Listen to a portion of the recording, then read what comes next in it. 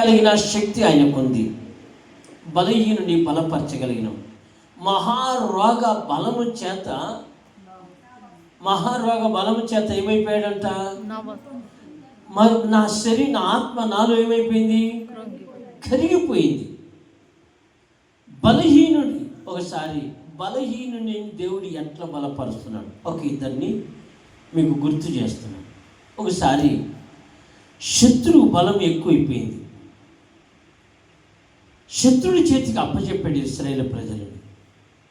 అప్పచెప్పటం వలన ఈయన ఏం చేయాలో అర్థం కాక తినటానికి ఆహారం లేక ఆకలి చేత అలమటిస్తున్న ఆ కాలంలో శత్రులు వారి మీదకి వచ్చి తరుముచున్నప్పుడు ఈయన భయపడి ఒక బలహీనుడిగా ఎక్కడున్నాడంటే మస్తక వృక్షము కింద ధాన్యమును దులుపుకుంటున్న దైవజనుడైన గిద్దోనికి అంటున్నాడు, పరాక్రమ కలిగిన బలద్దుడా, యెహోవా నీకు తోడయున్నాడు గనక భయపడకుము అని చెప్పాడు.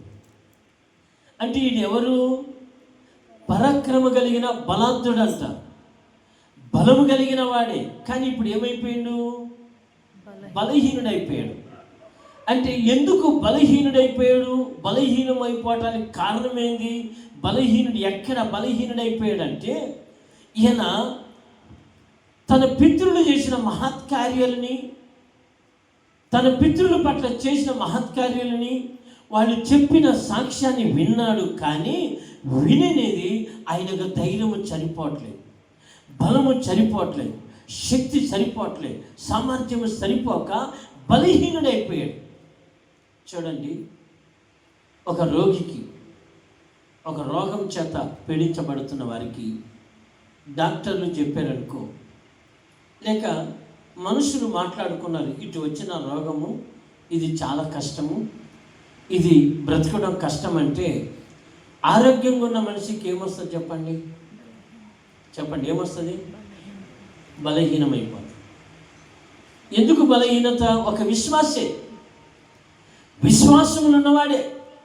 ఆయన చేసిన ప్రార్థన శక్తి సరిపోవట్లేదు, ఆయన చేసిన ప్రార్థనకి బలము సరిపోవట్లేదు, ఆయన చేసిన భక్తి ఆయనకు సహకరించట్లేదు. అందుకే బలవంతుడే కానీ బలహీనుడైపోయాడు. ఈ బలహీనుడు అంటాడు, ప్రభువా ఈ రోగ బలం నుంచి నన్ను విడిపించు. ఈ రోగ బలము ఒక చిన్న విషయాన్ని ముందు చెప్పిన తర్వాత ఈ రోగ బలాన్ని గురించి మీకు దగ్గరికి వస్తాను. దేవుడు ఒక చోట ఏమన్నాడంటే, నా మహాసైన్యమును పంపించి అంట ఒక చోట. ఏ సైన్యం అంట? మహాసైన్యం. మరొక చోట ఏమన్నాడంటే, నేను పంపించిన మహాసైన్యముని తిరిగి అది నేను వెనుకకి రప్పిస్తాను అన్నాడు. ఈ వేళలో ఉంటుంది అన్నమాట. ఏదంట?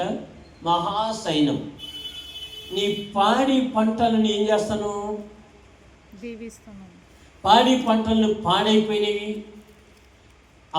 ఏమంటారంటే పసురు పురుగు నీ పంటని తినిన ఆ మాట చదవండి, ఎందుకు వచ్చింది?